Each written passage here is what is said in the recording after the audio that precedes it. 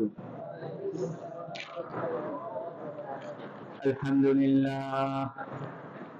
الحمد لله وكفى وسلام على عباده الذين اصطفى.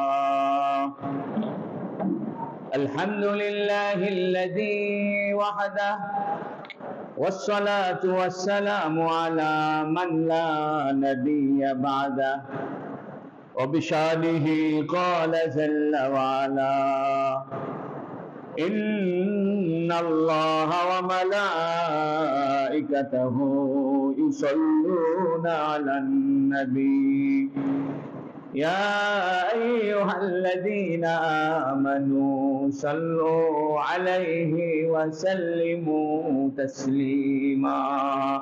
اللهم صل على محمد وعلى آل محمد كما صليت على إبراهيم وعلى آل إبراهيم إنك حميد مجيد. اللهم بارك على محمد وعلى آل محمد كما باركت على إبراهيم وعلى آل إبراهيم إنك حميد مجيد. أما بعد فقد قال جل وعلا في سورة المدثر مكية: بسم الله الرحمن الرحيم. يا أيها المدثر قم فأنذر وربك فكبر وثيابك فطهر والرجز فهجر ولا تمنن تستكثر ولربك فاصبر. صدق الله المولانا العلي العظيم. আলহামদুলিল্লাহ, আমরা প্রায় 2 মাস পর রমজানের মাঝে তাফসীর স্থগিত ছিল। আবার দীর্ঘ 2 মাস পর আল্লাহ রাব্বুল আলামিন আমাদেরকে আল্লাহর ঘরে বসে আল্লাহর কোরআনের আলোচনা করার জন্য, শোনার জন্য এবং শিক্ষা গ্রহণের জন্য একত্রিত হবার তৌফিক দিয়েছেন। বলুন আলহামদুলিল্লাহ। আজকে আমাদের যে সূরাটি আলোচ্য বিষয় সেটি হলো সূরাতুল মুদ্দাসসির। এই সূরাতুল মুদ্দাসসির মক্কায় নাজিল হয়েছে এবং ইসলামের একদম প্রাথমিক যুগে, অর্থাৎ নবী আলাইহিস সালাতু ওয়াস সালাম নবী হওয়ার অল্প দিনের মধ্যেই, প্রায় 1 মাসের বিরতিতেই এই সূরাটি নাজিল হয়েছে। প্রথম নাজিল হয়েছিল ইকরা বিসমি রাব্বিকাল্লাযী খালাক। এটা গারে হেরাতে নাজিল হয়েছিল। হুজুর সাল্লাল্লাহু আলাইহি ওয়াসাল্লাম জাবালে নূর, মক্কায় একটি পাহাড় রয়েছে, এই পাহাড়টির নাম হলো জাবালে নূর। এই পাহাড়ের একটি গুহা একদম চূড়ায়, এই গুহার নাম হলো গারু হেরা। এই গারে হেরাতে নাজিল হয়েছিল ইকরা বিসমি রাব্বিকাল্লাযী খালাক। এরপরে দীর্ঘ 1 মাস পরে হুজুর সাল্লাল্লাহু আলাইহি সাল্লাম একদিন রাস্তা দিয়ে হেঁটে যাচ্ছেন। হঠাৎ করে দেখেন আসমান আর জমিনের মাঝখানে একটা বিশাল চেয়ার, কুরসি, সিংহাসন। এই সিংহাসনে ওই ব্যক্তি বসা যিনি গারে হেরাতে নবীর কাছে এসেছিলেন, অর্থাৎ জিবরিল আলাইহিস সালাম। জিবরিল আলাইহিস সালাতু ওয়াস সালাম তার আপন চেহারায়, জিবরিল আলাইহিস সালামের যে আসল চেহারা, 600 পাখা আছে জিবরাইলের। কয়শো? 600 পাখা। এবং এই 600 পাখা থেকে মণিমুক্তা ঝরে পড়ে, চাকচিক্যময় পাখা। এটা অসম্ভব নয়। একটা বিমানের পাখা থাকে কয়টা? 2টা। তাই বিমান উড়ে চলে। জিবরাইল তো আরো দ্রুত গতিতে চলে, এই জন্য জিবরাইলের 600 পাখা থাকা অসম্ভব কিছু নয়। এটা হাদিসে আছে, লাহু সিত্তু মিয়াতি জানাহিন। জিবরাইল আলাইহিস সালামের 600 পাখা শা শা করে উড়ে চলে। এই আসমান আর জমিনের মাঝে এক বিশাল চেয়ারের মধ্যে 600 পাখা বিশিষ্ট জিবরিলকে দেখা নবী আলাইহিস সালাম ভয় পেয়ে গেছে। ভয় পেয়ে তাড়াতাড়ি বাসায় ঢুকছে, ঢুকে একটা চাদর গায়ে দিয়ে শুয়ে পড়ছে। তখন আল্লাহ পাক এই সূরার প্রথম কয়েকটি আয়াত নাযিল করেছেন, ইয়া আইয়ুহাল মুদ্দাসসির, এ চাদর আবৃত, এ চাদর গায়ে দিয়ে শুয়ে থাকা লোকটা, কুম, দাঁড়াও, ফানজির, কাফেরদেরকে সতর্ক করো, ওয়া রাব্বাকা ফাকাব্বির, আর তোমার রবের বরত্ব বর্ণনা করো। সুবহানাল্লাহ।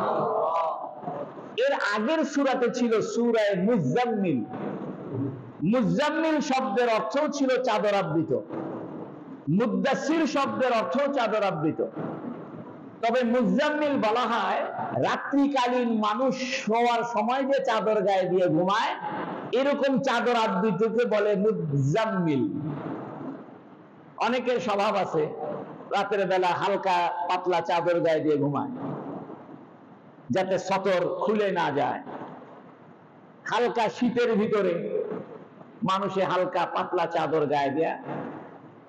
আর মুদ্দাসসির বলা হয় যেটা কোনো শীত লাগার কারণে বা কম্পন হওয়ার কারণে বা জ্বর আসার কারণে অথবা শরীর খারাপ লাগার কারণে মানুষ যখন চাদর গায়ে দেয়, এটাকে বলে মুদ্দাসসির। তবে অনেক মুফাসসিরিনে কেরাম মুজাম্মিল আর মুদ্দাসসিরের কোনো পার্থক্য করেন নাই। অর্থাৎ চাদর গায়ে দেওয়া থাকা ব্যক্তিকে মুজাম্মিলও বলা হয়, মুদ্দাসসিরও বলা হয়। এই জন্য আমাদের এক নবীর এক নাম হলো মুজাম্মিল, আর এক নাম হলো মুদ্দাসসির। নবীরও 99টা নাম আছে। সুবহানাল্লাহ। আল্লাহর যেমন 99টা নাম আছে, আমাদের নবী আলাইহিস সালাতু ওয়াস সালামের কয়টি নাম আছে? 99টি নাম আছে। কোরআন হাদিস থেকে এগুলো বোঝা যায়। তার ভিতরে 5টা নাম সবচেয়ে প্রসিদ্ধ: মুহাম্মদ, আহমদ, হাশের, আকিব, মাহি। নবী আলাইহিস সালামের 99 নামের ভিতরে 5টা নাম সবচেয়ে প্রসিদ্ধ নাম। একটা হলো মুহাম্মদ, যাকে প্রশংসা করা হয়, প্রশংসিত। একটা হলো আহমদ, যিনি প্রশংসা করেন, আল্লাহর বেশি প্রশংসা করেন। একটা আকিব, যিনি পিছনে এসেছেন। আর একটা হলো মাহি, যিনি কুফর, শিরিক, অন্যায়, অবিচার, জুলুমকে উৎপাদন করেছেন। আর একটা হলো হাশের, যিনি সব ধরনের মানুষকে কালেমার পতাকায় একতাবদ্ধ করেছেন। সুবহানাল্লাহ। কালো মানুষ, সাদা মানুষ, ধনী মানুষ, গরিব মানুষ, শিক্ষিত, অশিক্ষিত, পৃথিবীর সমস্ত মানুষকে, দেশে দেশে, প্রান্তে প্রান্তে বহু মানুষকে নবী আলাইহিস সালাতু ওয়াস সালাম এক দস্তরখানায় নিয়ে আসছেন। কোথায় হাবশার বেলাল, কালো মানুষ? কোথায় সালমান ফার্সি, ইরানের মানুষ? কোথায় আবিসিনিয়া, কোথায় ইথিওপিয়া, আর কোথায় ইরান? বহু দূরের মানুষকে নবী আলাইহিস সালাম এক দস্তরখানায় একত্রিত করেছেন তাওহীদের ভিত্তিতে। এই জন্য নবীজির আরেক নাম হলো হাশের, তো নবীজির আরেক নাম হলো মুদ্দাসসির। তো নবীজিকে আল্লাহ পাক বলছেন, ইয়া আইয়ুহাল মুদ্দাসসির, এ চাদর আবৃত, কুম, দাঁড়াও। দাঁড়াও মানে এটার দুটো অর্থ। একটা অর্থ হলো নামাজে দাঁড়াও, আর একটা অর্থ হলো তুমি ঘুমায় থাকিও না, ভয় পেয়ে চাদর আবৃত, চাদর মুড়ি দিয়ে শুয়ে থাকিও না। ভয়ের কিছু নাই, বরং তোমার দায়িত্ব হলো মানুষের কাছে ঈমান পৌঁছানো, তাওহীদ পৌঁছানো। অতএব দাঁড়াও, মানুষের ঘরে ঘরে দাওয়াতের কাজ করো। সুবহানাল্লাহ। ইয়া আইয়ুহাল মুদ্দাসসির, এ চাদর আবৃত, কুম, দাঁড়াও। কি করবে দাঁড়ায়? ফাআনজির, তুমি মহব্বতের সাথে মানুষকে সতর্ক করো। ইনজার বলা হয় ভালোবাসায় মানুষকে সতর্ক করা। আপনি একজন মানুষকে ভয় দেখাইতেছেন, এই কাজ না করলে পিটন হবে, এই কাজ করলে জেলে যাইবা। আপনার ভিতরে তার প্রতি কোনো মায়া দয়া নাই, বরং আপনি চাইতেছেন যে জেলে যাক। এটাকে এনজার বলে না। এনজার বলা হয় আপনার অন্তরে তার প্রতি ভালোবাসা আছে, আপনি তার ক্ষতি চান না, তার উপকার চান, যাতে সে বেচারা বিপদ থেকে কষ্ট থেকে বেঁচে যায়।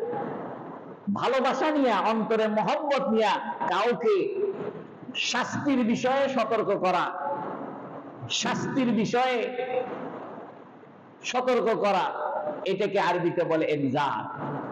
এর দ্বারা বোঝা যায় নবীগণ আমাদেরকে যে জাহান্নামের ভয় দেখাইছেন, কবরের আযাবের কথা বলেছেন, এটা আমাদেরকে মহব্বত করে সতর্ক করেছেন। সুবহানাল্লাহ।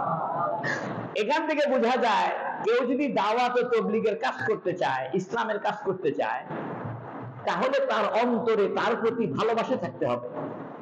একজন মানুষ নামাজ পড়ে না, আপনি তাকে দাওয়াত দিতে গেছেন, মনের ভিতরে আপনার রাগ অথবা তার প্রতি বিদ্বেষ, হ্যাঁ বদমাইশ, নামাজ নাই, কিছু নাই, এটাকে আপনি এনজার বলে না। এটা তাবলীগের কাজ নয়, এটা দাওয়াতের কাজ নয়। দাওয়াতের কাজ, তাবলীগের কাজ, ইসলামের কাজ হবে তখন যদি আপনি তার প্রতি অন্তরে মহব্বত রাখেন, ভালোবাসা রাখেন। ডাক্তার যে রোগীর অপারেশন করে, এটিকে রাগ হয়ে করে না মহব্বতে করে? মানুষে যে তার অসুস্থ বাবা মাকে ডাক্তারের কাছে নিয়ে যায়, বলে যে ডাক্তার স্যার আমার বাপের পেট কেটে দেন, এটি কি রাগ হয়ে গেছে সেই জন্য বলতেছে? না মহব্বত করে যে বাপের যেন কষ্ট না হয়, এই জন্য অপারেশনের থিয়েটারে নিয়ে গেছে। শিক্ষক যে ছাত্রকে প্রহার করে, এটিকে মহব্বতে করে না রাগে করে? এই জন্য কোন শিক্ষক তার ছাত্রকে মহব্বত ছাড়া পিটন দেওয়া জায়েজ নাই। এই জন্য আমাদের এক ওস্তাদ ছিলেন, তিনি পিটন দিতেন আর হাসতেন, বলে আসো তোমারে মহব্বত করি, হাসতো আর পিটন দিত। ছোটবেলায় বুঝিনি যে হাসে আর মারে গে, এখন বুঝি যে উনি আসলে মারছে আমাদেরকে মহব্বত করে, ঠিক কিনা? কারণ উনি জানে যে উনি যদি আমাদেরকে শাসন না করে, প্রহার না করে, শাস্তি না দেয়, তাহলে আমরা নষ্ট হয়ে যাব, লেখাপড়া হবে না। এই জন্য উনি আমার ভালো চায়, ভালো যে চায়, এই জন্য চেহারার ভিতরে হাসি হাসি ভাব নিয়ে পিটন দিছে। এখান থেকে একটা কথা বোঝা গেল যে আপনি যদি ইসলামের কাজ করতে চান, দাওয়াতের কাজ করতে চান, তাবলীগের কাজ করতে চান, তাহলে আপনার অন্তরে ওই ব্যক্তির প্রতি ভালোবাসা থাকতে হবে, কোনো ঘৃণা রাখা চলবে না। আপনি পাপকে ঘৃণা করতে পারেন, পাপীকে ঘৃণা করতে পারেন না, কারণ এই পাপী ব্যক্তিটা যে কোনো মুহূর্তে তওবা করে ভালো হয়ে যেতে পারে। তাই আল্লাহ বলতেছেন কুম ফাআনজির, হে নবী আপনি দাঁড়ান। দাঁড়ানোর দুইটা অর্থ, আপনি ব্যক্তিগতভাবে দাঁড়িয়ে নামাজ পড়েন এবং আপনি মাঠে ময়দানে মানুষের কাছে ইসলামের দাওয়াত পৌঁছান। ফাআনজির, আপনি মানুষকে সতর্ক করেন যে ঈমান যদি না আনো, নেক আমল যদি না করো, আল্লাহ আল্লাহ রাসূলকে যদি না মানো, তাহলে তোমাদের জন্য শাস্তি অপেক্ষা করছে, জাহান্নাম অপেক্ষা করছে, এই কথার সতর্কতা করো। আর কি করো? ওয়ারাব্বাকা ফাকাব্বির, এবং তোমার রব, তোমার পালনেওয়ালা, তোমার প্রতিপালকের বরত্ব বর্ণনা করো। এখান থেকে বোঝা যায় তাবলীগের উসুল হলো আল্লাহর বরত্ব বর্ণনা করা। আপনি যে মানুষকে ইসলামের দাওয়াত দিবেন, দাওয়াতের উসুল হলো আপনি মানুষকে আল্লাহর বরত্বের কথা শোনাবেন, যে আল্লাহ বড়, আল্লাহ করে। এই জন্য তাবলীগওয়ালা ভাইরা দেখবেন দাওয়াত দেওয়ার সময় শুধু আল্লাহ বড়, আল্লাহ খাওয়ায়, আল্লাহ আসমান বানাইছে, জমিন বানাইছে, এইগুলো কথা বলে। একটা ঘটনা শোনাই। আমার একজন পরিচিত ব্যক্তি, তার ছেলে আমেরিকায় থাকে এবং ছেলেটা খুব নামাজি এবং ইসলামের কাজ করে এবং অনেক খ্রিস্টানকে তারা মুসলমান বানিয়েছে। সুবহানাল্লাহ। আমি ওই ছেলেকে জিজ্ঞাসা করলাম যে তোমরা যে আমেরিকাতে ইসলামের কাজ করো, ইসলামের দাওয়াত দাও, এটা কি সায়েন্টিফিক ভাবে দাওয়াত দাও নাকি? যে ইসলামের বিজ্ঞানের কি অবদান? কারণ আমেরিকার মানুষ শিক্ষিত মানুষ, তারা বিজ্ঞান ভক্ত মানুষ। খ্রিস্টানদেরকে তোমরা কি কোরআন হাদিসের যে সায়েন্টিফিক কথাবার্তা আছে, বিজ্ঞান সম্মত যে কথাবার্তা, সেগুলো বলে তোমরা দাওয়াত দাও নাকি? কয় না। কয় সায়েন্টিফিক ভাবে কথা বলে যত না লাভ হয়, তার চাইতে বেশি লাভ হয় আল্লাহর বরত্ব বর্ণনা করলে, যে আল্লাহ আসমান বানাইছে, জমিন বানাইছে, চন্দ্র বানাইছে, সূর্য বানাইছে, এরকম সাদা মাটা কথা যত বলি তত কাফেররা মুসলমান হয়। এটা কোরআনের পদ্ধতি। এই জন্য আপনি কোরআনের বরত্ব, আল্লাহর বরত্ব, যেটা কোরআনে আল্লাহ বর্ণনা করেছেন যে রাত আর দিনের পরিবর্তন করে কে? চন্দ্র সূর্য বানিয়েছে কে? এই যে কোরআনে যে আল্লাহর যে বরত্বের কথা আছে, আপনি এগুলোই যদি মানুষকে শোনান, তাহলে তার অন্তরে ঈমানের ধাক্কা লাগবে, আল্লাহ তাকে ঈমান আনার তৌফিক দান করবে। তাই আল্লাহ বলছেন ওয়ারাব্বাকা ফাকাব্বির, হে নবী আপনি যে মানুষকে সতর্ক করবেন, আপনার রবের বরত্ব বর্ণনা করবেন। আপনি যেখানে যাবেন ইসলামের দাওয়াত দিবেন, আপনার কাজ হলো আল্লাহর বরত্ব বর্ণনা করা। এটার আরেকটা অর্থ হলো যে হে নবী আপনি যখন দুনিয়ার ময়দানে দাওয়াত দিতে যাবেন, বড় লোকের কাছে দাওয়াত দিতে যাবেন, শক্তিশালী লোকের কাছে দাওয়াত দিতে যাবেন, অফিসারের কাছে যাবেন, রাজা বাদশাদের কাছে যাবেন, তখন যেন বরত্ব তাদের তার আপনার অন্তরে না থাকে, বরং আল্লাহর বরত্ব যেন আপনার অন্তরে থাকে। এখান থেকে তাবলীগের আরেকটা উসুল বোঝা গেল, যখন আপনি দাওয়াত দিবেন তখন যার কাছে যাইতেছেন তার বরত্ব নয়, কার বরত্ব? আল্লাহর বরত্ব। আপনি প্রধানমন্ত্রীর কাছে দাওয়াত নিয়ে গেছেন, একজন কোটিপতির কাছে দাওয়াত নিয়ে গেছেন, এখন আপনি দাওয়াত নিছেন আর চিন্তা করছেন বাপ রে বাপ এত সুন্দর টাইলস ওয়ালা বাড়ি, ঘুরে সর্বনা এত দামি দামি গাড়ি, তো এগুলো যদি আপনি চিন্তা করেন তাহলে ওর দাওয়াত না আপনি গ্রহণ করে ফেললেন। এই জন্য যিনি দাওয়াত দিবে তিনি আল্লাহর বরত্বের দাওয়াত দিবে, 2 নম্বরে তিনি অন্তরে আল্লাহর বরত্ব লালন করবে। অন্তরে আল্লাহর বরত্ব, মুখে আল্লাহর বরত্ব। আমি কসম করে বলি, আমরা যেহেতু মাদ্রাসা চালাই, বড় লোকদের সাথে আমাদের যাইতে হয়, টাকা পয়সা আমরা নিই, বড় লোকরা আমাদের কাছে আসে, তো বড় লোকের কাছে যখন যাওয়া হয় বা বড় লোকের বাড়িতে গেলে স্বাভাবিক মানুষের অন্তরে একটা ধাক্কা লাগে। এত সুন্দর বাড়ি, 10 তলা বাড়ি, এত টাইলস, এত দামি দামি পর্দা, এত সুন্দর গাড়ি, এত সুন্দর অফিস। আপনি যদি বড় লোকের বাড়ি গাড়ি আর দোকানপাটের মহব্বত যদি অন্তরে আসে, একটা কাজও হবে না মাদ্রাসা, 1 টাকাও বেচারা দেয় না। আর যদি অন্তরে আল্লাহর বরত্ব রাখেন, মনে মনে চিন্তা করেন যে বড় লোক কিচ্ছু না, এই কোটিপতির 2 টাকার দাম নাই, এই কোটিপতি মরে গেলে মাটি, সব টাকার মালিক কে? এত বড় বড় দালান বানাইছে, এটা মানুষের কোন অধিকার নাই, এই বিল্ডিং এর উপরে অধিকার কার? আল্লাহ চাইলে ভূমিকম্প দিয়ে শেষ করে দিতে পারে, আল্লাহ চাইলে বিল্ডিং থেকে তারা লাশ বানায় নামাইতে পারে, বড় কে?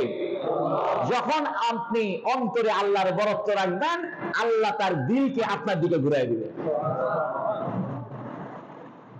অন্তরে যদি আল্লাহর বরত্ব থাকে, সমস্ত দুনিয়াদারের অন্তর আল্লাহ আপনার দিকে ঘুরাই দিবে। আল্লাহ কবে আরে সে তো আমাকে বড় মনে করে, এ সব বড় লোকদেরকে কবে দে আর কিছু ধর, আর 1000 টাকা দে, ওমরার টাকা দে, আর বাড়ি করে দে, আর গাড়ি কিনে দে, আর মাদ্রাসায় বিল্ডিং বানায় দে। আর যখন বড় লোকের ভাব চক্কর আপনার অন্তরের ভিতরে বসবে, ওই বড় লোক আপনাকে 1 টাকাও দিবে না, খালি ভাগবে। এই জন্য অনেকে বলে হুজুর কওমি মাদ্রাসায় এত টাকা কই পান? আরে টাকা তো সব আমাদের, আপনাদের পকেটে যত টাকা আছে সব তো আমাদের। আল্লাহ যদি অন্তর ঘুরায় দেয়, সব টাকা চলে আসবে আমার পকেটে, ঠিক কিনা? কারণ অন্তরে যদি আল্লাহ সৃষ্টি করে যে হুজুরের দে, হুজুরের খাওয়া, হুজুরের খাওয়া, আপনি অস্থির হয়ে যাবেন, বলে আরে বাপরে বাপ হুজুরের একটু খাওয়াই। হুজুর কিন্তু খাইতে চায়নি, আপনি নিজেই খাওয়াইতেছেন, কেননা অন্তরের ভিতরে সৃষ্টি করছে কে? আল্লাহ বলতেছে ওয়ারাব্বাকা ফাকাব্বির, হে নবী আপনি মুখে আল্লাহর বরত্ব বলবেন, অন্তরে আল্লাহর বরত্ব রাখবেন। সুবহানাল্লাহ। তবে আপনি যেহেতু মানুষের ময়দানে যাবেন, আপনার পোশাক আশাকটা ভালো করবেন, ওয়া থিয়াবাকা ফাতাহির, আপনার কাপড়কে পবিত্র রাখবেন। এটার একটা অর্থ হলো যে আপনি যেহেতু মানুষের ময়দানে দাওয়াতের কাজে যাবেন, আপনার কাপড় চোপড় যত নোংরা না হয়, ময়লা কাপড় পরে আপনি যাবেন না। এজন্য হুজুর সাল্লাল্লাহু আলাইহি সাল্লামের চাইতে পরিচ্ছন্ন পবিত্র ব্যক্তি একটাও ছিল না। নবী আলাইহিস সালাম সব সময় ফিটফাট থাকতেন, সব সময় শরীর চকচকা ঝকঝকা, কোন ময়লা কাপড়ে লাগতে দিতেন না, শরীরে তো নাই। এই জন্য আল্লাহ বলছেন ওয়াসিয়াবাকা ফাতাহির, হে নবী আপনি আপনার কাপড়কে পবিত্র করেন। এটা এক অর্থ। আর এক অর্থ হইল কাপড়, এর অর্থ হইল যে মানুষের সৌন্দর্য প্রকাশ করে কাপড়। একটা মানুষ যদি ভালো কাপড় পরে তাহলে তার সৌন্দর্য ফুটে ওঠে, তার ভদ্রতা ফুটে ওঠে, তার আভিজাত্য ফুটে ওঠে। এর দ্বারা আল্লাহ বুঝাইতেছে, হে নবী, আপনি আপনার চারিত্রিক বৈশিষ্ট্যটা পবিত্র করবেন। সুবহানাল্লাহ। কাপড় এটা আরবিতে অনেক অর্থে ব্যবহার হয়। আমরা বলি না যে তোমার গায়ের কাপড় রাখবো না, বলে কিনা, যে কাপড় খুলে নামাবো, লুঙ্গি খুলে ফেলবো, বলে কিনা। এর মানে কি লুঙ্গি খুলে ফেলবে? এর মানে তারা বেইজ্জত করবে। বাংলাতেও ব্যবহার হয় যে তোমার লুঙ্গি খুলে ছাড়বো আমি, তোমার প্যান্ট খুলে দিব আমি, এর মানে তারা বেইজ্জত করবে। তাহলে কাপড়, পোশাক, এটা ইজ্জত বেইজ্জতের অর্থে ব্যবহার হয়, আরবিতে ব্যবহার হয়। আল্লাহ বলছেন ওয়াসিয়াদাকা ফাতাহির, হে নবী, আপনার ইজ্জত সম্মানকে আপনি পবিত্র রাখবেন, আপনার চাল চলন, আখলাক, ওঠা বসা, এটাকে পবিত্র রাখবেন। আরেকটা অর্থ হয়, সেটা হলো কাপড় দিয়ে যেমন কিছু ঢেকে রাখা হয়, আমাদের অন্তরটাও এই রক্তগ্রস্ত হাড্ডির শরীর দিয়ে ঢাকা আছে। কাপড় দিয়ে যেমন আমার শরীরটা ঢাকা, আপনাদের সবার শরীর ঢাকা, আচ্ছাদিত, আবৃত কাপড় দিয়া, ঠিক আমাদের অন্তরটাও চামড়াগ্রস্ত হাড্ডির দেহ দিয়ে কি করা আছে? ঢাকা আছে। এর দ্বারা অনেক মুফাসসিরিনে কেরাম বলছেন, অন্তর উদ্দেশ্য করেছেন, তখন বলতেছেন ওয়াসিয়াদাকা ফাতাহির, হে নবী, আপনি আপনার অন্তরকে পবিত্র রাখেন। সুবহানাল্লাহ। এই তিনটা অর্থ দাঁড়াইল। একটা অর্থ হলো সরাসরি আপনার কাপড়কে আপনি পবিত্র করবেন। এটার একটা কারণ আছে, সেটা হলো আরবের মানুষেরা জুব্বা পরতো, মাটি ছেঁচড়ে যায়। এখনো কিছু পরে আরব দেশের লোকেরা এমন বড় বড় জুব্বা পরে যে মাটির সঙ্গে নীল হয়ে যায়, মাটির সঙ্গে লেগে লেগে যায়, জুব্বাটা মাটি লেগে যায়, অপবিত্র হয়ে যায়। আল্লাহ নবীকে বলতে, নবী, আপনি জুব্বা একটু উঁচু করে পরবেন, টাকনুর উপরে পরবেন, যাতে মাটির সঙ্গে লেগে আপনার কাপড় অপবিত্র না হয়ে যায়, ধুলাবালি লাগে নোংরা না হয়ে যায়। এটা এক অর্থ, ওয়াসিয়াদাকা ফাতাহির, আপনি আপনার কাপড়কে পবিত্র রাখেন। আর একটা হলো আপনি আপনার চরিত্র, আপনার সম্মান, আপনার ওঠা বসা, আপনার কথাবার্তা, আপনার আচরণ, এটা পবিত্র করেন। আর একটা হলো আপনার অন্তরকে আপনি পবিত্র রাখবেন। তাই আল্লাহ বলতেছেন, ইয়া আইয়ুহাল মুদ্দাসসির, এ চাদর মুড়ি দেওয়া লোকটা, কম দাঁড়াও, নিজেও নামাজ পড়াও, মানুষকে দাওয়াত দাও। ফানজির, মহব্বতের সাথে মানুষকে সতর্ক করো। ওয়ারাব্বাকা ফাকাব্বির, এবং তোমার রবের বরত্ব বর্ণনা করো, মুখেও আল্লাহর বরত্ব, অন্তরেও আল্লাহর বরত্ব। ওয়াসিয়াদাকা ফাতাহির, এবং তোমার কাপড়টা পবিত্র রাখো, নোংরা কাপড় পরিও না। আর একটা হলো তোমার চরিত্রকে পবিত্র করো, আর একটা হলো তোমার অন্তরের অবস্থাকে পবিত্র করো। এই জন্য মুফাসসিরিনে কেরাম বলছেন, যারা ইসলামের কাজ করবে, দাওয়াতের কাজ করবে, তাবলীগের কাজ করবে, ইসলামের কাজ করবে, এদের বেশভূষাটা সুন্দর হতে হবে, এদের পোশাক আশাকটা সুন্দর হতে হবে, পবিত্র হতে হবে, এবং এদের চরিত্রটাও ভালো হতে হবে, এদের অন্তরের অবস্থাটাও ভালো হতে হবে। ওয়াররুজুজা ফাহাজুর, মূর্তি পূজাকে পরিত্যাগ করো। রুজুন এই শব্দের অর্থ হলো মূর্তি। আল্লাহ নবীকে বলতেছেন, খেয়াল করেন, এ চাদরওয়ালা, দাঁড়াও, এর মানে নিজে নামাজ পড়ো, মানুষের কাছে ইসলাম পৌঁছাও। ফানজির, মহব্বতের সাথে সতর্ক করো। 2 নম্বর, ওয়ারাব্বাকা ফাকাব্বির, তোমার রবের বরত্ব বর্ণনা করো। 3 নম্বরে, সেটা মুখেও বরত্ব, অন্তরেও বরত্ব। 4 নম্বরে, ওয়াসিয়াদাকা ফাতাহির, তোমার কাপড়কে পবিত্র রাখো, অথবা তোমার চালচলন, আচার আখলাককে পবিত্র করো, তোমার অন্তরের অবস্থাকে পবিত্র করো। 4 নাম্বার। 5 নম্বরে আল্লাহ বলতেছেন, ওয়াররুজুজা ফাহাজুর, মূর্তি পূজা ছেড়ে দাও। প্রশ্ন হলো, নবী তো মূর্তি পূজা জীবনে করে নাই। যদি নবীজি মূর্তি পূজা করতেন তাহলে এই কথা বলাটা যুক্তিযুক্ত ছিল, যে নবী আপনি মূর্তি পূজা করতেছেন, বাদ দেন। তো নবী তো মূর্তি পূজা জীবনে করে নাই, আল্লাহ এই কথা কেন বললেন? ওয়াররুজুজা ফাহাজুর, এর অর্থ হলো দুইটা। 1 নম্বর অর্থ হলো যে আপনি আপনার উম্মতকে মূর্তি পূজা ছেড়ে দিতে বলেন। 2 নম্বরে, আপনি যে মূর্তি পূজা ছেড়ে দিয়েছেন এটার উপরে অটল থাকবেন। কাফেরদের কথায় খবরদার মূর্তির প্রতি কোনো সহানুভূতি দেখাবেন না। কারণ কাফেররা বলবে, কুল ইয়া আইয়ুহাল কাফিরুন লা আ'বুদু মা তা'বুদুন ওয়ালা আনতুম আ'বিদুনা মা আ'বুদ। কাফেররা বলছিল, মুহাম্মদ তুমি আমাদের মূর্তির বিরুদ্ধে কিছু বলো না তো, বরং 6 মাস আমরা তোমাদের ধর্মের মতো চলবো, আর 6 মাস তোমরা আমার মূর্তির মতো চলো। কাফেররা প্রস্তাব দিছিল নবীকে যে, হে মুহাম্মদ এক কাম করো, 6 মাস আমরা তোমার ধর্ম মতো চলবো, আর বাকি 6 মাস তোমরা আমাদের মূর্তি পূজা অনুযায়ী চলবে। আল্লাহ কইতেছে, ওয়াররুজলা ফাহাজুর, মূর্তি পূজাকে ছেড়ে দাও, অর্থাৎ মূর্তি পূজার উপরে তুমি যে ছেড়ে দিয়েছো এই কথার উপরে অটল থাকো। ভবিষ্যতেও কখনো কোনো সময় কোনো মুহূর্তে মূর্তির প্রতি কোনো আগ্রহ দেখাইবে না। এর দ্বারা বোঝা যায় ইসলামের যারা দাওয়াতের কাজ করবে, অনইসলামিক কোন কাজের প্রতি আগ্রহ থাকা যাবে না। মনে করেন এক বেচারা, সব প্যান্ট শার্টের দেশ, মানুষ বলতেছে যেখানে দাড়িওয়ালা হুজুরের ওয়াজ এরা শুনবে না, টাইওয়ালা হুজুর লাগবে। এই জন্য তখন শিক্ষিত মানুষের কাছে এরা টাইওয়ালা হুজুরকে পাঠাইছে।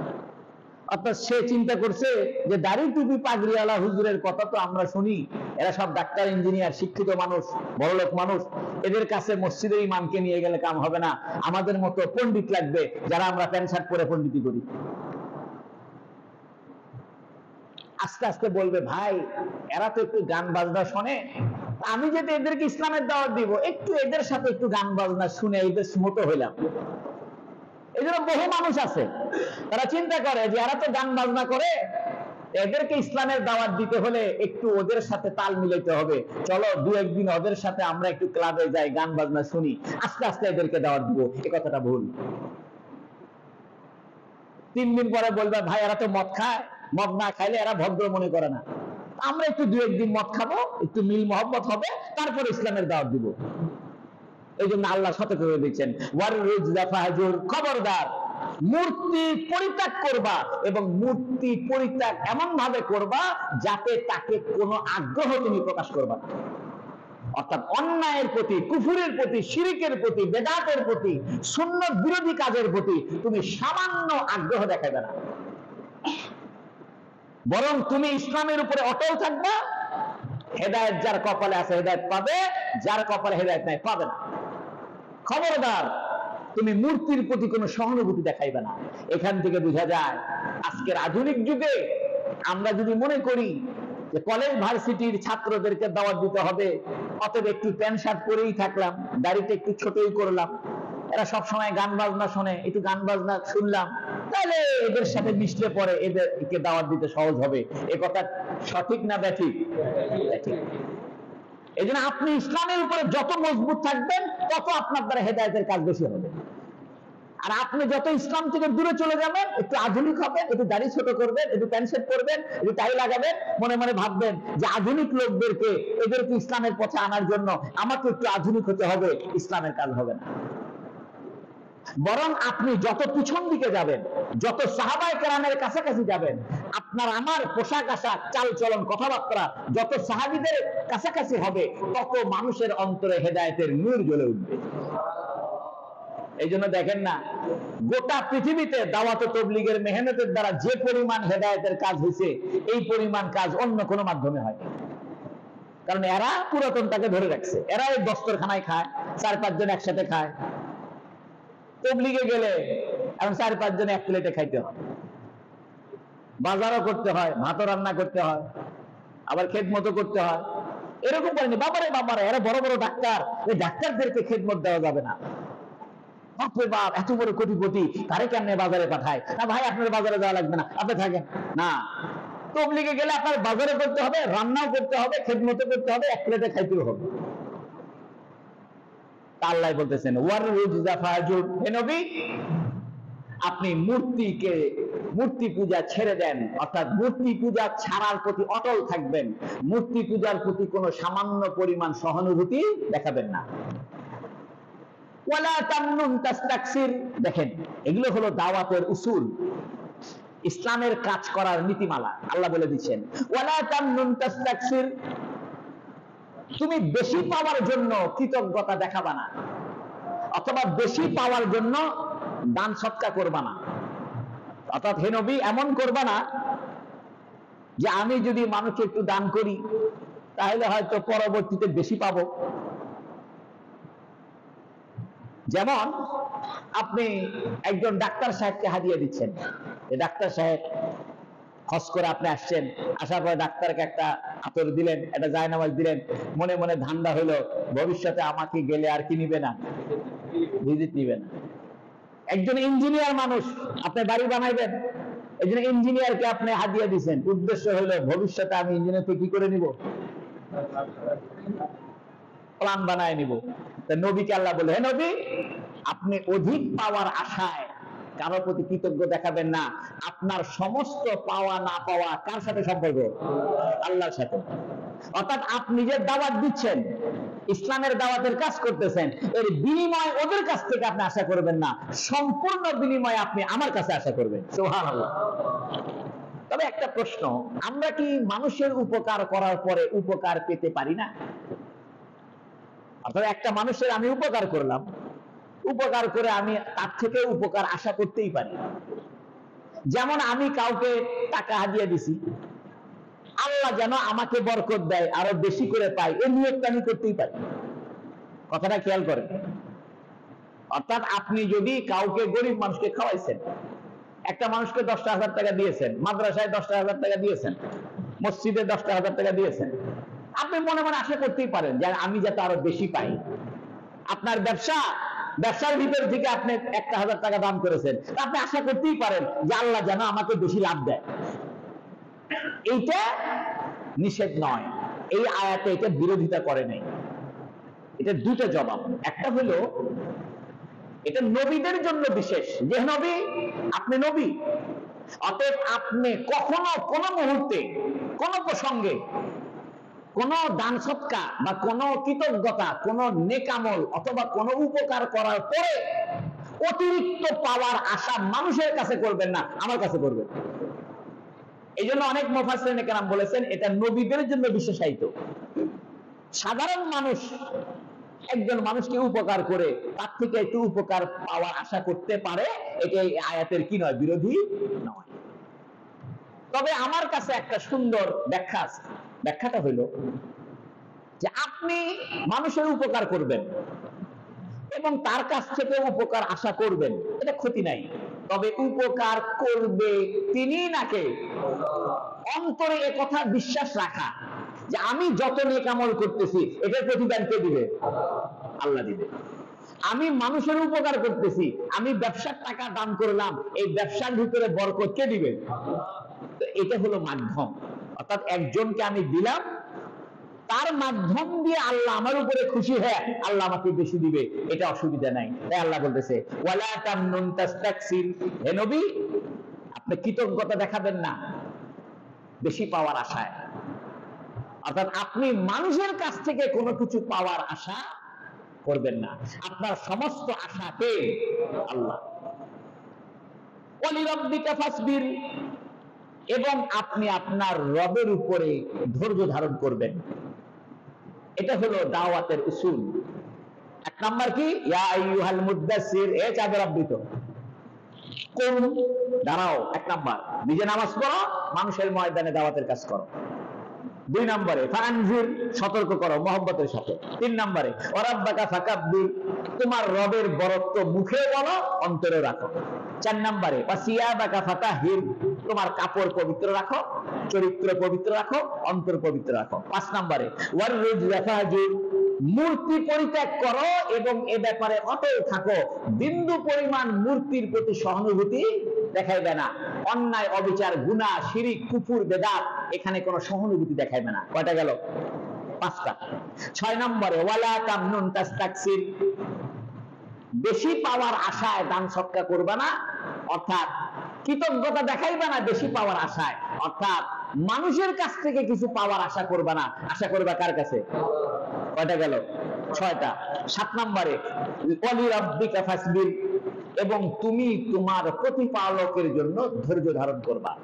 অর্থাৎ তুমি যে দাওয়াতের কাজ করতে যাইবা হে নবী, তো মানুষে তোমাকে কষ্ট দিবে, সবর করবা। এক কথায় আল্লাহর হুকুম পালনের ক্ষেত্রেও ধৈর্য ধারণ করবা এবং আল্লাহ যেগুলো নিষেধ করেছেন সেগুলোর ব্যাপারেও ধৈর্য ধারণ করবা। দেখেন সবর কাকে বলে?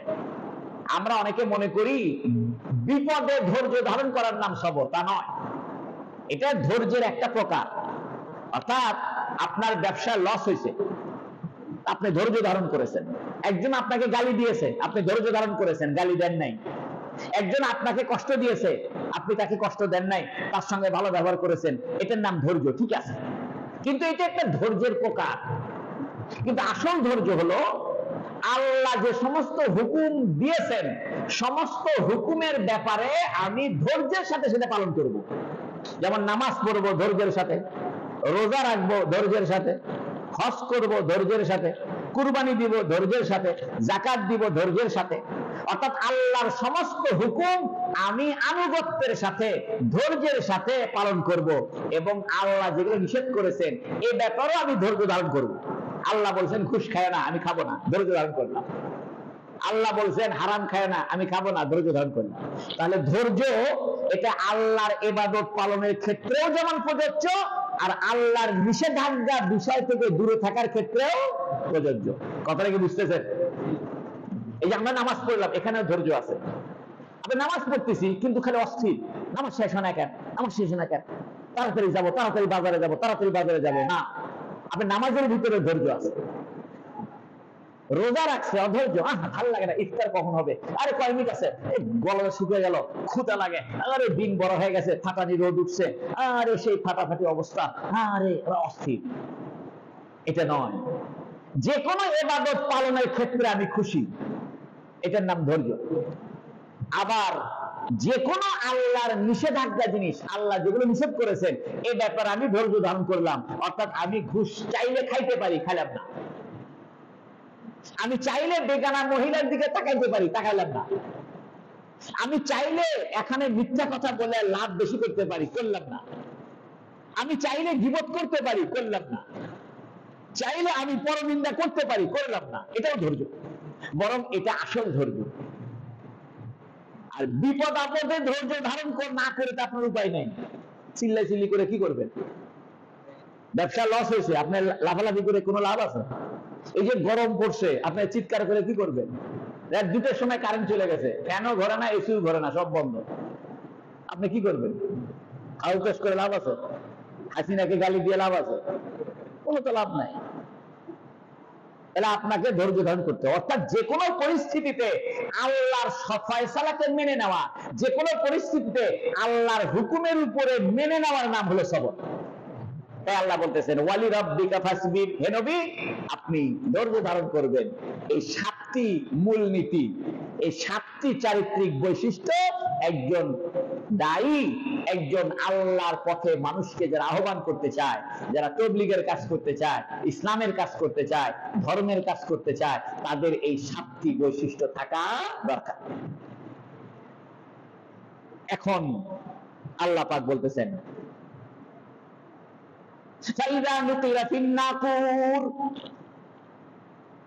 8 নম্বর আয়াত। এই আয়াতের একটা শানে নজুল আছে, সেটা হলো ওলীদ বিন মুগীরা নামক একজন পাক্কা কাফের ছিল। তবে সে খুব ধনী মানুষ ছিল, এত ধন সম্পদ ছিল যে মক্কা থেকে তায়েফ পর্যন্ত রাস্তার 2 ধারে খালি তারই জমি, যত বড় বড় বাগান এসব ওলীদ বিন মুগীরা। 10টা সন্তান ছিল, কেউ কেউ বলছে 13টা সন্তান ছিল। যেমন চেহারা, যেমন শক্তি, তেমন কবি, বাগ্মিতা, চমৎকার ভাষণ দিতে পারে।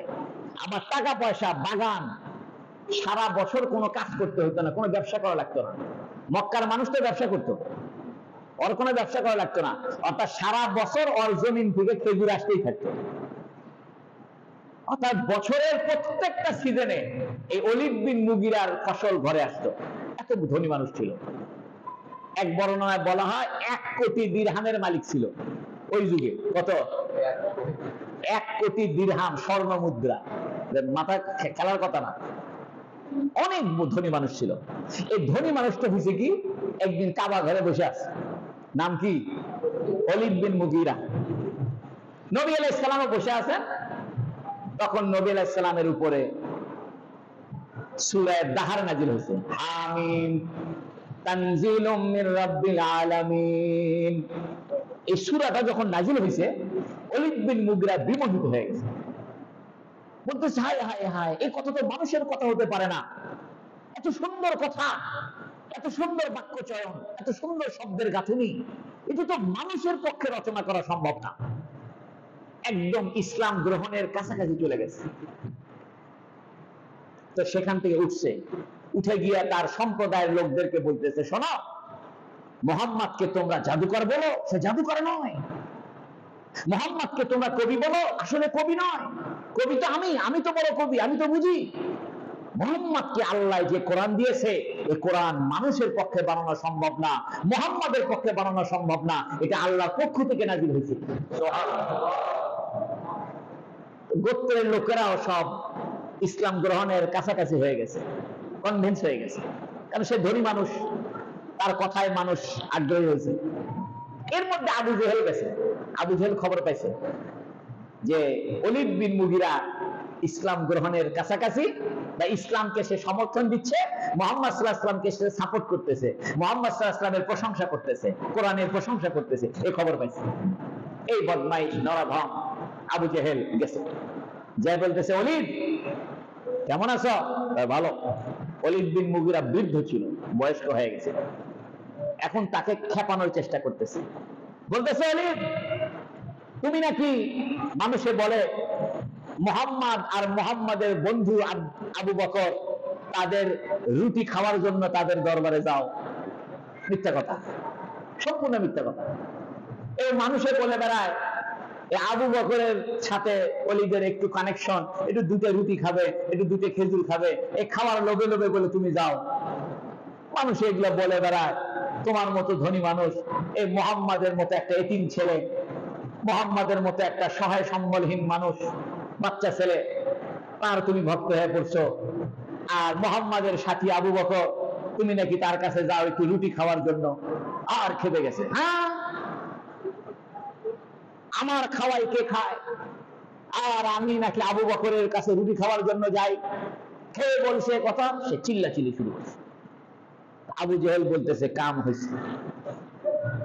তখন আবু জেহেল বলতেছে, আচ্ছা বলো তো, ভরা মজলিস, তুমি আমাদের নেতা, তুমি মক্কার সবচেয়ে ধনী মানুষ, তোমার প্রভাব প্রতিপত্তি সবচেয়ে বেশি, মুহাম্মদ সম্পর্কে কি মতামত তোমার? ওলীদ বিন মুগীরা মাথা নিচু করে আছে। আবু জেহেল বলতেছে, মুহাম্মদ কি জাদুকর নয়? ওলীদ বিন বলতেছে, না, মুহাম্মদ জাদুকর নয়, আল্লাহে মা বি মুহাম্মাদিন বিসাহির, মুহাম্মদ জাদুকর নয়। পুরা মজলিস স্তব্ধ হয়ে গেছে। আবু জেহেল আবার বলতেছে, মুহাম্মদ কি গণক নয়? ওলীদ বিন মুগীরা বলতেছে, না, মুহাম্মদ গণক নয়। আবু জেহেল বলতেছে, মুহাম্মদ কি পাগল নয়? ওলীদ বিন মুগীরা বলতেছে, না, মুহাম্মদ পাগল নয়। তখন পুরা মজলিসের ভিতরে লোক চাওয়াচাই শুরু হয়েছে, একজন আরেকজনের দিকে তাকায়। এক পর্যায়ে আবু জেহেল বলতেছে, ওলীদ, সত্য করে বলো, আজকে সর্বশেষ ফয়সালা তোমার মুখ থেকে আমি শুনতে চাই। তুমি কি মুহাম্মাদের পক্ষে, নাকি আমাদের বাপদাদার ধর্মের পক্ষে? আমাদের বাপদাদার ধর্ম যে মূর্তি পূজা, আমরা বছরকে বছর যে মূর্তি পূজা করে আসতেছি, এই মূর্তি পূজার পক্ষে তোমার অবস্থান, না মুহাম্মাদের পক্ষে অবস্থান? এটা পরিষ্কার করে বলো। তখন ওলীদ বিন মুগীরা একটু চোখ তুলে তাকাইছে। তাকায় যখন দেখলেও যে মানুষ পছন্দ করতেছে না, ওলীদ বিন মুগীরার ইসলাম এর সমর্থন পছন্দ করতেছে না, তখন ওলীদ বিন মুগীরা একটু ভুরু কুঞ্চন করেছে এবং মুখটা বাঁকা করেছে। বাঁকা করে সে চিন্তা করলো যে না, বলে দিই, মুহাম্মদ যা বলে সব জাদু। মুহাম্মাদের কোরআন এটা বহু পুরাতন যুগ থেকে চলে আসা জাদু। এ কথা বলে ওলীদ বিন মুগীরার ইসলাম গ্রহণ করে নাই। এই ওলীদ বিন মুগীরার ঘটনাটা আল্লাহ পাক এই সূরার ভিতরে এখন বর্ণনা করেন। আল্লাহ পাক বলতেছেন, ফাইদা নুকিরা ফিন নাকুর, যখন সিংহায় ফুৎকার দেওয়া হবে। নাকুর বলা হয় এমন সিংহা যেটা প্রচন্ড আওয়াজ হয় এবং এত বিকট আওয়াজ হয় যে বোঝা যায় না আওয়াজ কোন দিক দিয়ে হচ্ছে। কিতাবে লিখেছে এই সিংহার ভিতরে পৃথিবীতে যতগুলো মানুষের রূহ আল্লাহ সৃষ্টি করেছেন, অর্থাৎ যত মানুষ পৃথিবীতে অতীতে ছিল, বর্তমানে আছে, ভবিষ্যতে আসবে, প্রত্যেকটা মানুষের রূহ অনুপাতে ওই সিংহার ভিতরে একটা একটা ছিদ্র আছে। অর্থাৎ পৃথিবীতে যতগুলো মানুষ এই রূহ আল্লাহ সৃষ্টি করেছেন, ওই সংখ্যা অনুযায়ী ওই সিংহার মধ্যে ছিদ্র আছে। ওই সিংহা দিয়ে যখন ইসরাফিল ফু দিবে, প্রত্যেকটা রূহ কবর থেকে ফরফর ফরফর করে বাইরে হয়ে যাবে। ওই রূহের সাথে ওই শব্দের একটা কানেকশন আছে। এই জন্য সিংহায় ফুৎকার হবে 3 বার। প্রথমে যখন সিংহায় ফুৎকার দিবে, মানুষ বেহুশ হয়ে পড়ে যাবে, সব মরে যাবে। দ্বিতীয়বার যখন ফুৎকার দিবে, তখন সব কবরের থেকে আবার আস্তে আস্তে বের হবে। কারণ সিংহার মধ্যে ছিদ্র কতগুলো? যতগুলো মানুষ পৃথিবীতে ছিল, আছে, থাকবে, যতগুলো মানুষের সংখ্যা, ততগুলো সংখ্যার ছিদ্র। ওই ছিদ্র দিয়ে যখন আওয়াজ বের হবে, কবরের থেকে মানুষ বের হবে। 3 নম্বরে আবার সিংহায় ফুৎকার দেওয়া হবে, তখন সমস্ত মানুষ দৌড়ায় দৌড়ে হাসরের মাঝে একত্রিত হবে। এখানে মুফাসসিরিনে কেরাম বলতেছেন এটা দ্বিতীয় ফুৎকার, অর্থাৎ দ্বিতীয়বারে যখন ইসরাফিল আলাইহিস সালাম সিংহায় ফু দিবে, সেইখানকার অবস্থা কি বলতেছে আল্লাহ? ফাইদা নুকিরা ফিন নাকুর, স্মরণ করো যখন সিংহায় ফুৎকার দেওয়া হবে। ফাযালিকা ইয়াউমাইযিন ইয়াউমুন আসীর, অতঃপর ওই দিনটা সহজ হবে না। দিনটা কি হবে না? সহজ হবে না। অর্থাৎ যখন আল্লাহ সিংহায় ফুৎকার দিবে ইসরাফিলের মাধ্যমে, ওই দিনটা সহজ নয়। আচ্ছা, এইভাবে বলা যায় তো ওই দিনটা বড় কঠিন, বুঝেননি? আল্লাহ ভাই বলতেন ফাযালিকা ইয়াউমুন আলীম, দিনটা বড় কঠিন দিন, বা ফাযালিকা ইয়াউমাইযিন শাদীদ, দিনটা কঠিন হবে। তা না বলা বলতেছে দিনটা কি নয়? সহজ নয়। কেন এই কথা আল্লাহ বললেন? এর মানে হলো আল্লাহ বুঝাইতে চায় দিনটা কারো কারো জন্য সহজ হবে। যারা ঈমানদার হবে, নেক আমল করেন আল্লাহ হবে, আল্লাহ রহমত পাবে, তাদের জন্য কিয়ামতের দিনটা সহজ হবে। আর যারা বেঈমান হবে, আমলহীন হবে, তাদের জন্য দিনটা কি হবে? কঠিন হবে। এই জন্য আল্লাহ বলছেন ফাযালিকা ইয়াউমাইযিন ইয়াউমুন আসীর, যেদিন সিংহায় ফুৎকার দেওয়া হবে ওই দিনটা সহজ হবে না। তাহলে বোঝা গেল কঠিন হবে। তা সহজ হবে না মানে কারো কারো জন্য কি হতে পারে? এই জন্য আল্লাহ বলছেন সহজ হবে না। এখান থেকে একটা মাসলা বের হয়েছে। মাসলা হইল কোন বক্তব্যের বিপরীত বক্তব্য দিয়ে দলিল দেওয়া যায় আছে। কথাটা ভালো করে শুনেন। কোন বক্তব্যের বিপরীত বক্তব্য দিয়ে, বিপরীত অর্থ দিয়ে দলিল দেওয়া যায় আছে। যেমন আপনি বলতেছেন যে ভাই ঠান্ডা কিভাবে পাবো? আপনি বলতেছেন আগুনের কাছে যায় না। কোথায় যায় না? বা রোদের ভিতরে যায় না। আপনি ভাবে বলতে পারেন যে ছায়ের মধ্যে যাও, গাছের ছায়াতে যাও, ঠান্ডা পাইবে। তা না বলে বলতেছেন রোদের ভিতরে যায় না। আর রোদের ভিতরে যায়ও না এর অর্থ মানে ছায়ের ভিতরে যাও। ইসলামে এটা একটা দলিল, সেটা হলো কোরআন হাদিসের যে কোনো বক্তব্যের বিপরীত বক্তব্য দিয়ে দলিল দেওয়া যায় না। কথাটা কি বুঝতে পারছেন আপনি? যেমন আল্লাহ বলছেন হিংসা করো না, এর মানে মহব্বত করো। অর্থাৎ কোরআন হাদিসের কোন বক্তব্য, সে বক্তব্যের বিপরীত যে অর্থ, এই বিপরীত অর্থটাও একটা দলিল। আল্লাহ বলছেন তোমরা বাপ মায়ের সঙ্গে ভালো ব্যবহার করো, এর মানে খারাপ ব্যবহার করো না। আল্লাহ বলছেন তোমরা হিংসা করো না, এর মানে ভালোবাসা করো। আল্লাহ বলতেছেন ফাযালিকা ইয়াউমাইযিন ইয়াউমুন আসীর, সিংহায় যেদিন ফুৎকার দেওয়া হবে, কিয়ামতের দিন হবে, দিনটা সহজ হবে না। আল্লাহ বলতে পারতেন দিনটা কঠিন হবে, তা বলতেছে না। কি বলতেছে? সহজ হবে না। এর মানে হলো দিনটা কারো কারোর জন্য কি হবে? সহজ হবে। কারা ছাড়া? যারা ইমানদার নেকামল করেছে, আল্লাহর রহমত পাইছে, আল্লাহর মাগফিরাত পাইছে, তাদের জন্য কিয়ামতের দিনটা কি হবে? সহজ হবে। আলাল কাফিরিনা গায়রু ইয়াসির, কাফেরদের উপরে সহজ নয়। আল্লাহ বলে দিচ্ছে আলাল কাফিরিনা গায়রু ইয়াসির, কাফেরদের জন্য সহজ নয়। তাহলে বোঝা গেল কাদের জন্য সহজ? ইমানদারদের জন্য সহজ। এর মানে হলো বিপরীত অর্থ দিয়ে দলিল দেওয়া কি আছে? জায়েজ আছে। জারনি ওয়া মান খালাকতু ওয়াহিদা, ওই ওলীদ বিন মুগীরার কথা বলতেছি। আপনাদের খারাপ লাগতেছে নি? শুনতেছেন? দেখেন কি আল্লাহ বলে, জারনি, আমার কাছে ছেড়ে দাও হে মুহাম্মদ ওলীদ বিন মুগীরাকে। ওয়া মান খালাকতু ওয়াহিদা, যাকে আমি একক করে সৃষ্টি করেছি, যাকে আমি একক করে সৃষ্টি করেছি। এটা দুটো অর্থ। একটা অর্থ হলো যাকে আমি নিঃস্ব করে সৃষ্টি করেছিলাম, একক, সিঙ্গেল। মায়ের পেটের থেকে সে বের হয়েছিল একা, তার কোনো সম্মান ইজ্জত কিচ্ছু ছিল না, আমি তাকে সম্মান দিয়েছি। কোনো টাকা পয়সা ছিল না, আমি তাকে টাকা পয়সার মালিক বানিয়েছি। কোনো বাগানের মালিক ছিল না, আমি তাকে বাগানের মালিক দিয়েছি। তার কোনো সন্তান ছিল না, আমি তাকে 10টা সন্তান দিয়েছি। তাহলে আমি তাকে একক অবস্থায়, সিঙ্গেল অবস্থায় সৃষ্টি করেছি, এক অর্থ। আর এক অর্থ হলো আমি তাকে ওয়াহিদ মানে একক, অনবদ্য করেছি। অর্থাৎ মক্কার আর 10টা মানুষের মতো করিনি, মক্কার সমস্ত মানুষের মধ্যে তাকে আমি পৃথক করেছি। তাকে আমি সম্পদের মালিক বানিয়েছি, বাগানের মালিক বানিয়েছি, 10টা পুত্র সন্তানের মালিক বানিয়েছি, চেহারা সুন্দর দিয়েছি, কবিতা বানাইতে পারে, বক্তব্য দিতে পারে, সব দিক থেকে তাকে আমি যোগ্য বানিয়েছি। এই লোকটাকে আমার কাছে ছেড়ে দাও। আল্লাহ বলতেছে জারনি, হে নবী, ব্যাপারটা আমার কাছে রাখেন, আপনি প্রতিশোধ নিতে যায়েন না, আপনি এই নিয়ে বাড়াবাড়ি করিয়েন না, আপনি চুপ থাকেন।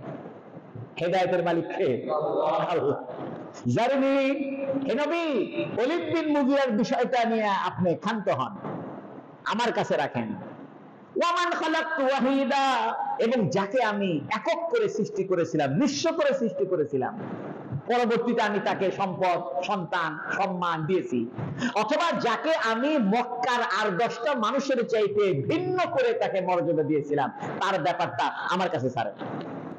ওয়াজআলতু লাহু মালাম মামদুদা, আমি তাকে দীর্ঘ সম্পদ দিয়েছিলাম।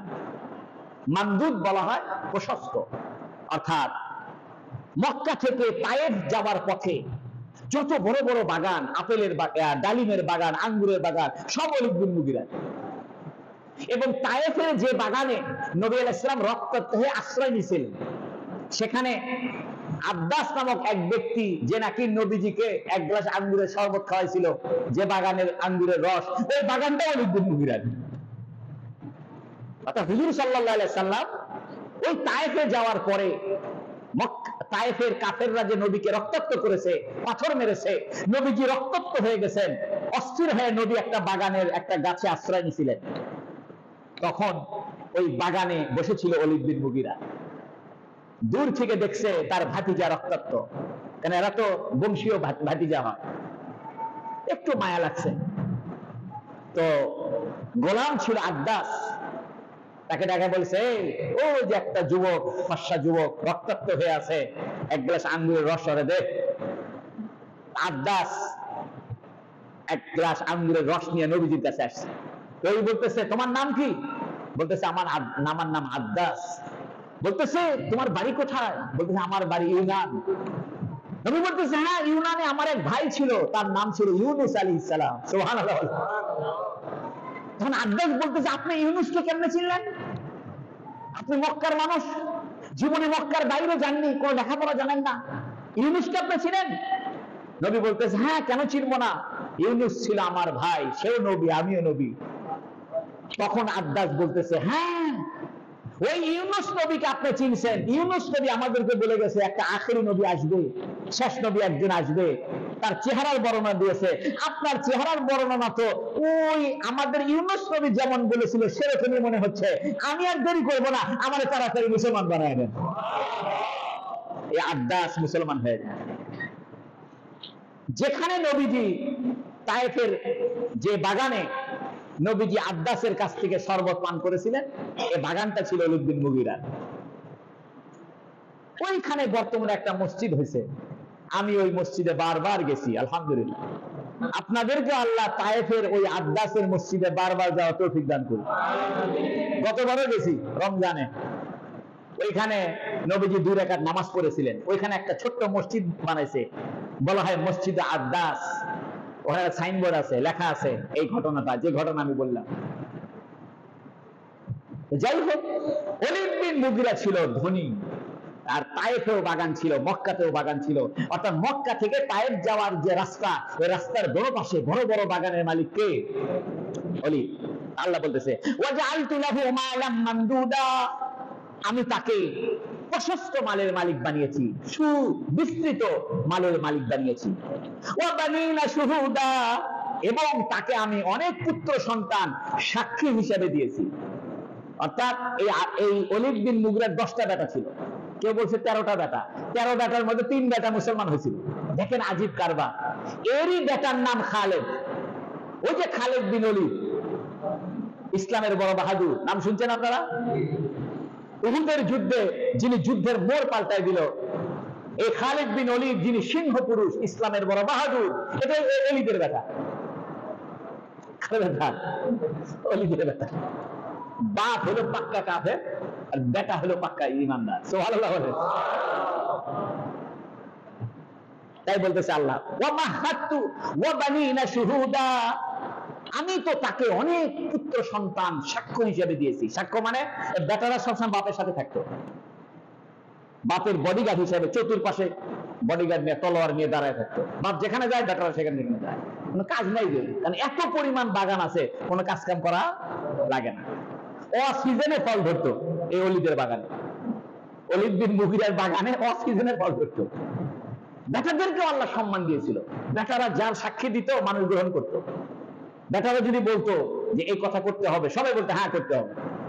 আল্লাহ বলতেছে ও বানিনা শুহুদা, আমি তাকে সাক্ষ্য স্বরূপ অনেক পুত্র সন্তান দিয়েছিলাম। ও মাহাত্তু লাহু তামহিদা, আর আমি তার জন্য জীবন উপকরণকে প্রস্তুত করেছিলাম। মানুষের জীবন চলার জন্য যা লাগে সব দিয়েছিলাম তাকে। বাগান দিয়েছি, সুস্থতা দিয়েছি, কবিতার আবৃত্তি কাব্যিক যোগ্যতা দিয়েছি, বক্তব্য দেওয়ার যোগ্যতা দিয়েছি, চেহারা দিয়েছি, বাগানের মালিক বানিয়েছি, কোটি কোটি টাকার মালিক বানিয়েছি। তার জীবন ছিল সুখময়, জীবন ছিল স্বাচ্ছন্দ্য। ও মাহাত্তু লাহু তামহিদা, আমি তার জন্য জীবন উপকরণকে প্রস্তুত করেছি, প্রশস্ত করেছি। এরপরেও সে চায় আমি যেন আরো তাকে দিই। এত কিছু দিছি, তারপরেও বলে আরো চাই, আরো চাই। এটা খারাপ। এটা কি খারাপ? এই খারাপের পরিণতি কি হয় দেখেন। অতঃপর সে আশা করে, লোভ করে, আকাঙ্ক্ষা করে আন আজিদ, আমি যেন তাকে আরো দিই। এই জন্য দেখবেন ওই বড়লোক, নিকৃষ্ট বড়লোক, যে বড়লোক মনে করে আমার আরো চাই। বগুড়ায় বাড়ি আছে, ঢাকাতে বাড়ি আছে, দুবাইতে বাড়ি কিনছে, আরো চাই। তার দান খরচ তো করেই না, করলে 2-4, তার সারাদিন ফিকির আরো চাই, আরো চাই। আল্লাহ বলতেছে অতঃপর সে আকাঙ্ক্ষা করে আমি যেন তাকে আরো দিই। কাল্লা, না না না না না, আমি আরো দিব না। ইন্নাহু কানা লিআয়াতিনা আনিদা, সে তো আমার আয়াতের উপরে বিদ্বেষ পোষণ করেছে, সে তো আমার কোরআনের আয়াতের উপরে হিংসা করেছে, বিদ্রোহ করেছে, আমার কোরআনের আয়াতের বিরুদ্ধে সে অবস্থান নিয়েছে। সাউরহিকুহু সাউদা, আমি তাকে শাস্তির পাহাড়ে উঠাবো। সাউরহিকুহু, অতি সত্বর আমি তাকে আরোহণ করাবো। সাউদা, শাস্তির পাহাড়ে। এই পাহাড়টা কেমন? এই পাহাড়টা এমন এক জাহান্নামের পাহাড়। এই পাহাড়ে কেউ হাত দিলে হাত অবশ হয়ে যায়, পাও দিলে পা অবশ হয়ে যায়। কিতাবে লিখছে একে শিকল দিয়ে বাইন্ধে পাহাড়ের উপর থেকে ফেলে দেওয়া হবে। 70,000 বছর খালি পাহাড় থেকে নিচে গোড়ায় পড়বে, আবার উপরে তোলা হবে, আবার নামাবে, কারণ তার অহংকার আরো চায়। দুনিয়া কি চায়? আরো চায়। দেখেন তার অবস্থা বলতেছে, ইন্নাহু ফাক্কারা, সে চিন্তা করেছিল, অর্থাৎ চিন্তা করেছিল মুহাম্মাদের ধর্ম মেনে নিবে, চিন্তা করেছিল কোরআনের সত্যতা প্রকাশ করবে। ইন্নাহু ফাক্কারা, সে চিন্তা করেছিল সঠিক ধর্ম গ্রহণ করবে। ওয়াকাদ্দারা, এবং সে স্থির করেছিল, চিন্তা করেছিল, চিন্তা করে দেখছে কোরআন সঠিক, কিন্তু তার দুনিয়াবি যে সম্মান, তার বড়লোকি, তার যে মর্যাদা, এটা তো থাকবে না যদি মুহাম্মদ ইসলাম গ্রহণ করে। কেন সবাই সম্মান করে কাকে? মুহাম্মদকে। মুহাম্মদ সাল্লাল্লাহু আলাইহি ওয়াসাল্লামের পিছনে সবাই আল্লাহু আকবার করে নামাজ পড়ে। মুহাম্মদ সাল্লাল্লাহু আলাইহি ওয়াসাল্লাম যুদ্ধে যাইতে গেলে সব যুদ্ধে যায়। আমি তো বড় লোক, আমি মুহাম্মদের কথা কেমনে মানবো? সব বড় লোকের মধ্যে একটা রোগ আছে, এত কোটি টাকার মালিক, আমি কি বুঝি না? আমি মাদ্রাসা বুঝি না, মসজিদ বুঝি না, ইমাম বুঝি না, হুজুরদেরকে বুঝি না, সবই বুঝি আমি। কোন হুজুরের কাছে আত্মসমর্পণ করতে সে রাজি নাই। তবে হ্যাঁ, ইল্লা মাশাআল্লাহ, যে সমস্ত কোটিপতি হুজুরদের কাছে আত্মসমর্পণ করছে, হুজুরদের কাছে গলার রশি দিয়ে দিছে যে হুজুর আপনি যেমন তার সামনে, আল্লাহ তাকে দুনিয়াতে ইজ্জত দিছে, আখিরাতে জান্নাত দিবে। যেমন আবু বকর। আবু বকর ধনী ছিল, আব্দুর রহমান বিন আউফ রাদিয়াল্লাহু ধনী ছিল, হযরত ওসমান ইবনে আফফান রাদিয়াল্লাহু ধনী ছিল। তারা নবীর কাছে গলার রশিটা দিয়ে দিছে, ইয়া রাসূলুল্লাহ সব সম্পদ আপনি, জান্নাত খরচ করেন। আবু বকর এসে বলছে, ইয়া রাসূলুল্লাহ সব সম্পদ আপনি, যা লাগে জান্নাত সব আপনি। কিন্তু ওলীদ বিন মুগীরা, সে তার আভিজাত্য, তার সম্পদ তাকে বাধা দিছে। তাই আল্লাহ বলতেছে ইন্নাহু ফাক্কারা, সে তো চিন্তা করেছিল, অর্থাৎ কোরআনের আয়াত সত্য, এটা জাদু নয়, এটা সে চিন্তা করে বুঝেছে। ওয়াকাদ্দারা, এবং সে স্থির করেছে। কি স্থির করেছে? ফাকুতিলা কাইফা কাদ্দারা, তার ধ্বংস হোক সে যা স্থির করেছে। অর্থাৎ স্থির করছে যে সে বলবে মিথ্যা, বলে দিবে যে না, এই কোরআন জাদুকরি কথা, কোরআন আল্লাহর কথা নয়, এই কথা সে মিথ্যা বানায় বলবে। কেন বলবে? তার যে প্রভাব, তার যে প্রতিপত্তি, তার যে অহংকার, তার যে সম্পদের যে অহংকার, এটা তো ইসলাম গ্রহণ করলে মুহাম্মাদের পায়ের তলে দিতে হবে।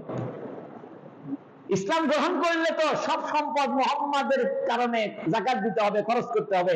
অর্থাৎ মুহাম্মাদকে মেনে নেওয়া মানে একটা এতিম মানুষকে মেনে নেওয়া। এই জন্য বড় লোক, বেশি বড় লোক হওয়া খারাপ, মানে প্রয়োজনের অতিরিক্ত সম্পদ, এটা আল্লাহ পছন্দ নয়। আল্লাহ আমাদেরকে বাঁচাক, বলেন আমিন। কারণ সম্পদ মানুষকে অহংকারী করে, সম্পদ মানুষকে ঔদ্ধত্য শিখায়, নত হতে শিখায় না। তা আল্লাহ ওলীদের কথা বলছে, ইন্নাহু ফাক্কারা, অবশ্যই সে চিন্তা করেছিল, অর্থাৎ ভালো চিন্তা করেছিল। সে বৈঠকে বলছে যে মুহাম্মদ জাদুকর নয়, মুহাম্মদ কবি নয়, মুহাম্মদ গণক নয়, সব কথা ঠিক ঠিক ছিল। ওয়াকাদ্দারা, তারপরে সে স্থির করছে। কি স্থির? ফাকুতিলা কাইফা কাদ্দারা, তার ধ্বংস হোক সে যা স্থির করেছে। সুম্মা কুতিলা কাইফা কাদ্দারা, এটা আল্লাহ ডবল বলতেছে, অতঃপর আবার তার ধ্বংস হোক সে যা স্থির করেছে। অর্থাৎ চিন্তা করে দেখছে কোরআন সঠিক, কিন্তু মুখ দিয়ে বলার সময় সিদ্ধান্ত নিছে সঠিকটা বলবে না। সুম্মা নাজারা, অতঃপর সে দৃষ্টিপাত করেছে, মানুষের দিকে তাকাইছে, দেখি তো মানুষকে কি করে। তো যখন দেখে আবু জেহেল, উতবা, সাইবা সবাই মন খারাপ। সুম্মা নাজারা, অতঃপর ওলীদ বিন মুগীরা একটু দৃষ্টিপাত করেছে। সুম্মা আবাসা, অতঃপর ভ্রু কুঞ্চন করেছে, কপালের ভ্রু কুচকাইছে। ওয়াবাসারা, এবং মুখ বিকৃত করেছে। মানুষ দেখবে করে, মুখ বাঁকা করে। আল্লাহ বলতেছে সুম্মা নাজারা, ওলীদ বিন মুগীরা মানুষের দিকে দৃষ্টি দিয়েছিল। সুম্মা আবাসা, অতঃপর ভ্রু কুঞ্চন করেছিল। ওয়াবাসারা, এবং মুখ বাঁকা করেছিল। সুম্মা আদবারা, অতঃপর সে পৃষ্ঠ প্রদর্শন করলো। ওয়াস্তাকবারা, অহংকার করলো। আল্লাহ আল্লাহ, অহংকার মানুষের পতন। এই জন্য অহংকার কোন দিন মানুষকে প্রকৃত মুমিন বানাবে না। অহংকার আল্লাহর চাদর, হাদিসে আছে, যে অহংকার করলো সে যেন আল্লাহর চাদর নিয়ে টানাটানি করবে। আপনি আল্লাহর চাদর নিয়ে টান দিবেন? অহংকার কার চাদর? ইবলিস অহংকার করছে, ওলীদ বিন মুগীরা অহংকার করছে। ওয়াস্তাকবারা, সে অহংকার করেছে। ফাকালা ইন্না হাযা ইল্লা সিহরুন ইউসার, ভরা মজলিসে সে বলে দিল। ফাকালা, অতঃপর ওলীদ বিন মুগীরা বলল, ইন্না হাযা ইল্লা সিহরুন ইউসার, এই কোরআন তো বহুদিন থেকে চলে আসা একটা জাদুর বাক্য। তখন আবু জাহেল বলল, হ্যাঁ বস ঠিক বলছো। কাফেররা হই দিয়ে উঠছে, হ্যাঁ ঠিক আছে। কারণ কাফেররা চিন্তা করছে এত বড় ধনী মানুষ যদি মুহাম্মাদের দলে যায় তাহলে তো আমাদের কাম শেষ। এই জন্য কাফেররা খুশি যে সবচেয়ে ধনী লোকটা আমাদের কাছেই থাকলো। এই জন্য মনে রাখবেন, বাতিল পন্থীদের কাছে সব ধনী লোক, বদমাইশদের কাছে সব ধনী লোক। এই জন্য বাংলাদেশে যে এই যে পয়লা বৈশাখ, তারপরে দুনিয়ার শয়তানি বদমাইশি, সমস্ত কোটিপতি ব্যবসায়ীরা ওদের পিছনে টাকা দেয়। এই যে আপনার রূপায়ণ নামে একটা নাটক বাড়াইছে, হ্যাঁ রূপান্তর, এদের পিছনে টাকা দিচ্ছে ওয়ালটন। এই যে লাক্স, লাক্স সাবান আমরা ব্যবহার করি, এই লাক্সের টাকা পয়সা যাচ্ছে বিশ্ব সুন্দরী প্রতিযোগিতায়। অর্থাৎ পৃথিবীতে যারা সবচেয়ে ধনী মানুষ, এদের টাকা পয়সা খরচ হয় অন্যায় লাইনে। ধনী মানুষদের মধ্যে কিছু ধনী মানুষকে আল্লাহ পছন্দ করছে, তাদের টাকা পয়সা মাদ্রাসা মসজিদে খরচ, এদের ভাগ্য বড় ভালো। এই জন্য ওলীদ বিন মুগীরা যখন ইসলাম গ্রহণ করলো না, সে বলে দিল, ইন হাযা ইল্লা সিহরুন ইউসার, এই কোরআন তো বহুদিন থেকে চলে আসা একটা জাদুর বক্তব্য, জাদুর বাণী। অতএব এটা কোরআন একটা জাদুময় বই, এটা জাদুর কথা। ইন হাযা ইল্লা কাউলুল বাশার, একদম মিথ্যা কথা বললো। ইন হাযা ইল্লা কাউলুল বাশার, এটা তো একটা মানুষের কথা। নাউযুবিল্লাহ। ওলীদ বিন মুগীরা ভরা মজলিসে বলল আবু জেহেলের সামনে, এটা তো মানুষের কথা। আবু জেহেল খুশি, সবাই খুশি। আল্লাহ বলতেছেন, সাউসলিহি সাকার, আমি তাকে সাকার নামের জাহান্নামে ঢুকাবো। আসলা ইসলি মানে প্রবেশ করানো, অর্থাৎ ধাক্কা দিয়ে প্রবেশ করানো। আল্লাহ বলতেছেন, সাউসলিহি সাকার, আমি তাকে সাকার নামক জাহান্নামে প্রবেশ করাবো। ওয়া মা আদরাকা মা সাকার, হে নবী আপনি কি জানেন সাকার জাহান্নাম কি জিনিস? লা তুবকি ওয়া লা তাজার, এটা কাউকে অবশিষ্ট রাখবে না, আবার ছাড়াও দিবে না। কিতাবে আছে এই জাহান্নাম, সাকার জাহান্নাম মানুষকে আগুনে জ্বালিয়ে নিঃশেষ করে দিবে, ছাই হয়ে যাবে, ভুসভুসা হয়ে যাবে। আবার আল্লাহ তাকে প্রাণ দিবে, আবার আগুনে জ্বালাবে, আবার আগুনে পুড়ে সে ছাই হয়ে যাবে, আবার তার জীবন দেওয়া হবে, আবার আগুনে জ্বলবে। আল্লাহ আমাদেরকে জাহান্নাম থেকে বাঁচায় দিক, বলেন আমিন। আল্লাহ বলেছে, লা তুবকি ওয়া লা তাজার, এই সাকার জাহান্নাম কাউকে বাকি রাখবে না, অবশিষ্ট রাখবে না, পুরো ছাই করে দিবে। ওয়ালা তাজার, ছাড়াও দিবে না, যে ছাই হয়ে গেছে তা শেষ, তা নয়। ছাই হয়ে যায়, নতুন করে জীবন দিয়ে আবার পোড়ানো হবে। লাওয়াহাতুল লিল বাশার, চামড়াকে জ্বালিয়ে দিবে। আল্লাহ আমাদেরকে জাহান্নাম থেকে বাঁচায় দিন। দুনিয়ার সামান্য গরম সহ্য হইতেছে না, রাতের বেলা কারেন্ট চলে গেলে অস্থির। আল্লাহ বলছেন লাওয়াহাতুল লিল বাশার, বাশার বলা হয় চামড়ার উপরিভাগকে। এজন্য বিজ্ঞান বলতেছে আগুন যদি কারো গায়ে লাগে এবং সেটা যদি চামড়াকে পুড়িয়ে ফেলে, এটা নিদারুণ কষ্ট। আপনার বার্নিং ইউনিটে যারা আগুনে পোড়া রোগী, এদের মারাত্মক কষ্ট। আগুনে পোড়া রোগী ব্যান্ডেজ করার পরেও জ্বলতে থাকে। যারা আগুনে পুড়ছে এই রোগীকে জিজ্ঞেস করেন কি কষ্ট তার, কোন ওষুধেও কাম হয় না। আল্লাহ বলছেন লাওয়াহাতুল লিল বাশার, আমি তার চামড়াকে জ্বালিয়ে দিব।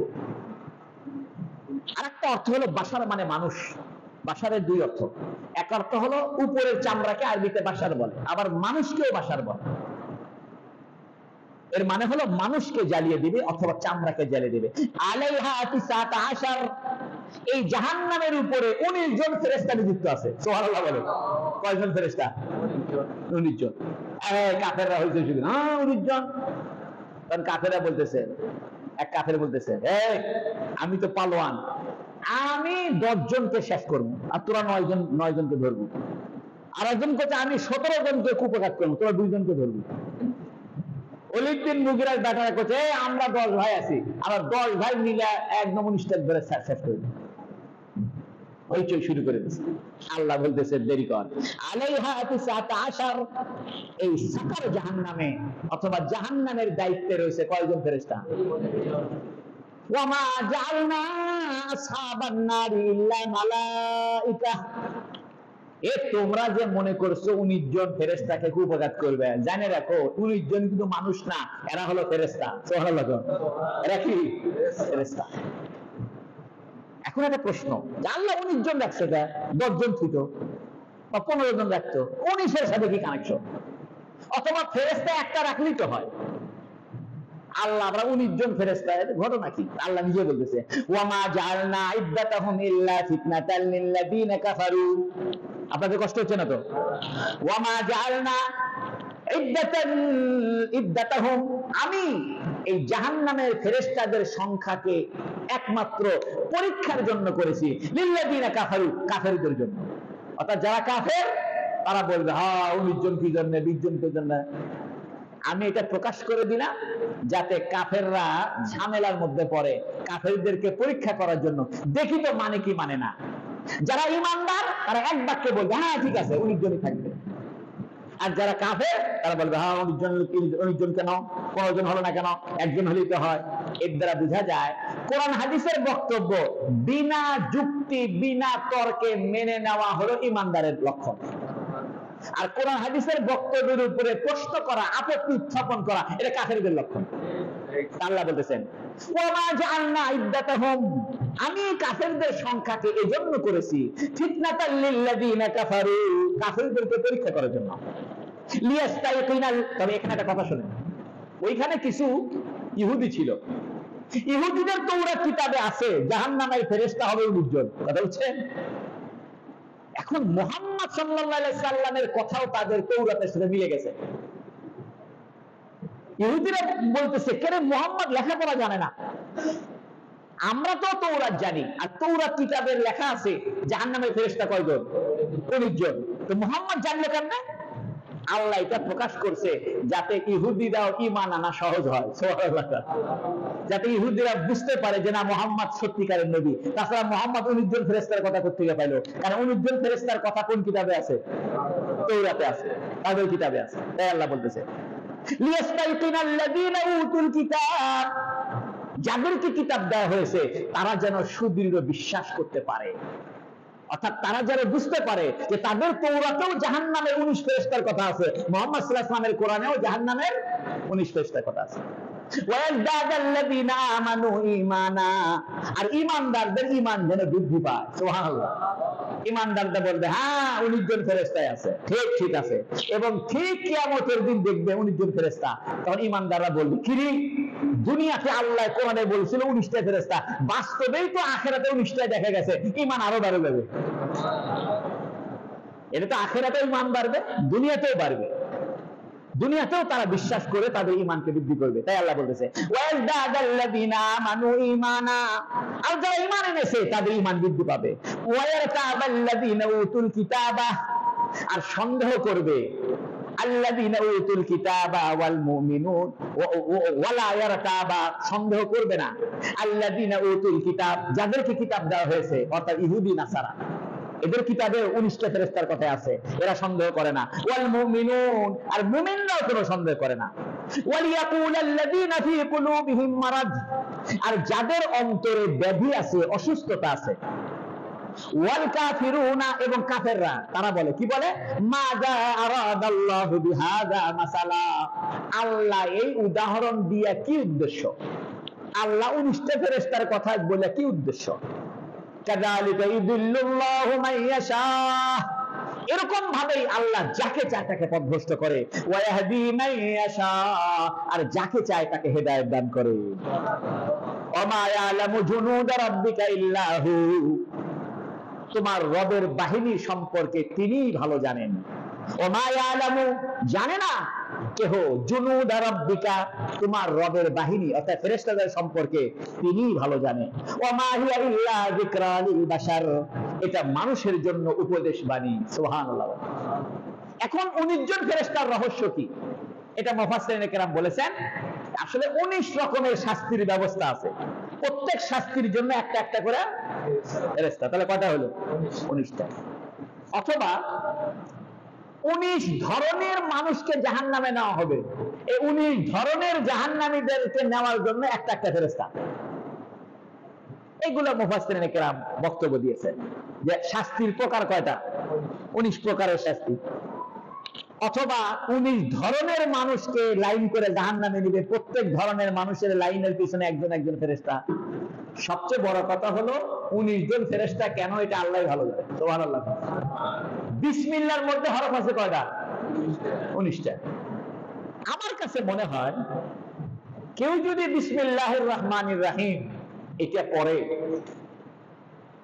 আল্লাহ এই বিসমিল্লাহর 19 হরফের বরকতে এই 19 ধরনের জাহান্নামের শাস্তি থেকে আমাদেরকে বাঁচিয়ে দিবে। কারণ বিসমিল্লাহর হরফ কয়টা? 19টা। জাহান্নামের ফেরেশতা রক্ষক কয়জন? এখন কথা হতে পারে আমরা তো জানছি যে জাহান্নামের ফেরেশতার নাম হলো মালিক। জান্নাতের ফেরেশতার নাম কি? আর জান্নাতের ফেরেশতার নাম হলো রিদওয়ান। জান্নাতের ফেরেশতার নাম কি? রিদওয়ান। আর জাহান্নামের ফেরেশতার নাম হলো মালিক। কোথায় মালিক হলো লিডার, এই 19 জনের প্রধানকে মালিক। এতে কোনো অসুবিধা নাই। 31 নম্বর আয়াত পর্যন্ত আমরা আজকে আলোচনা করলাম। আজকের সূরাতুল মুদ্দাসসিরের প্রথম রুকুতে আল্লাহ যারা দাওয়াত ও তাবলীগের কাজ করবে, ইসলামের কাজ করবে, তাদের 7টি বৈশিষ্ট্যের কথা আলোচনা করেছেন। আর বড় লোকদেরকে সতর্ক করেছেন, অহংকার করিও না। আর একটা কথা আল্লাহ বলতেছেন, সতর্ক করেছেন, তোমার অন্তরে যেটা বিশ্বাস করো এটা বলো, ওখান থেকে সরে এসো না। তুমি জানো এটা সত্য কথা, কিন্তু তুমি ভরা মজলিসে বাঁচার জন্য মিথ্যা কথা বললে। যেমন ওলীদ বিন মুগীরা জানে কোরআন সত্য, কিন্তু শুধু ভরা মজলিসে একটু সম্মান হানি হবে, তার দাপট কমে যাবে, তার নেতৃত্ব কমে যাবে, এই জন্য সে মিথ্যা কথা বলল। তোমরাও খবরদার, নিজের সম্মান রক্ষায়, নিজের দাপট রক্ষার জন্য সত্য কথা থেকে পিছনে থাকিও না। আল্লাহ আমাদের সবাইকে আমল করার তৌফিক দান করুন, বলুন আমিন। আলহামদুলিল্লাহ, বহু ধৈর্য ধারণ করে আপনারা সূরাতুল মুদ্দাসসিরের প্রথম রুকু 31টা আয়াতের তাফসীর আপনারা শুনেছেন।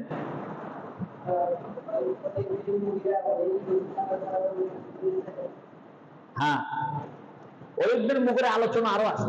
এই ওলীদ বিন মুগীরার ছেলের নাম হলো খালেদ। এই জন্য খালেদ বিন ওলীদ কি বলে? মানে খালেদ বিন ওলীদ বিন মুগীরা। মুগীরার বেটার নাম ওলীদ, ওলীদের বেটার নাম খালেদ। খালেদ পাকা মুসলমান। খালেদ কি? পাকা মুসলমান। আল্লাহ আমাদেরকে তৌফিক দান করে, বলুন আমিন। তো আপনারা একটা বই নিয়ে যাবেন, এই যে বইটা ফ্রি, সেটা হলো এই মসজিদ ভিত্তিক কোরআনুল কারীমের তাফসীর, গুরুত্ব ও প্রয়োজনীয়তা। আমরা যে মসজিদে তাফসীর করি, এটার কি দরকার, কি প্রয়োজন, এ ব্যাপারে আমাদের একটা সেমিনার হয়েছিল। আমরা একটা সেমিনার করেছিলাম বিভিন্ন মসজিদে ইমামদেরকে নিয়ে, যাতে প্রত্যেকটা মসজিদে তাফসীর চালু হয়। তো ওই সেমিনারে এই বইটা প্রকাশ করা হয়েছিল। এই বইটা আপনারা ফ্রি নিয়ে যাবেন। আর একটা বই আছে, কেন দেখি, আর একটা বই আছে, এই বই, সেটা হলো মদিনা শরীফের মর্যাদার 40 হাদিস। অর্থাৎ হুজুর সাল্লাল্লাহু আলাইহি সাল্লামের দেশ মদিনা, এই মদিনার কি মর্যাদা, এ ব্যাপারে কয়টা হাদিস আছে? 40টা হাদিস। এই হাদিসগুলো পড়লে আপনারা মদিনার মহব্বত বাড়বে। এই বইটার দাম আছে, এই বইটার দাম 50 টাকা। এই বইটার দাম কত? আর ওই বইটা ফ্রি। এটা গত রমজানে যে আমি উমরায় গেছি, আলহামদুলিল্লাহ, এই উমরার সফরে এই 40টা হাদিস আমি লিখছি। আল্লাহ যেন কবুল করে, আপনাদেরকে কবুল